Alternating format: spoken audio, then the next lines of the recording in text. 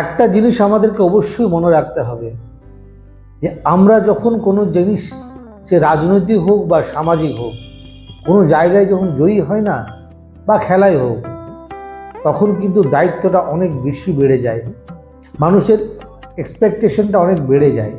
এটাই নিয়ম, এটা শাস্ত্রীয় নিয়ম। আমরা মহাভারতও দেখেছি, ভগবান শ্রীকৃষ্ণ যখন বৃন্দাবন থেকে মথুরা কংসবধের জন্য গেলেন, কংসকে যখন বধ করলেন, কংসের শ্বশুর জরাসন খুব রেগে গিয়ে কৃষ্ণকে বলল, আমি যুদ্ধ ঘোষণা করলাম। কৃষ্ণ ভগবান বুঝতে পারলো যে আমি যদি এখন মথুরা ছেড়ে বৃন্দাবনে চলে যাই, তাহলে বৃন্দাবনে মথুরার যে জনগণ তার অসুবিধা হবে। উনি কাঁধে দায়িত্বটা তুলে নিলেন। তাই যখনই কোনো কিছু দায়িত্ব আপনি পাবেন, জিতে যাবেন, মনে রাখবেন আপনার কিন্তু ডাবল বা দ্বিগুণ দায়িত্ব আপনার কাঁধে আসবে, সেটা নিয়ে আপনাকে আগে চলতে হবে।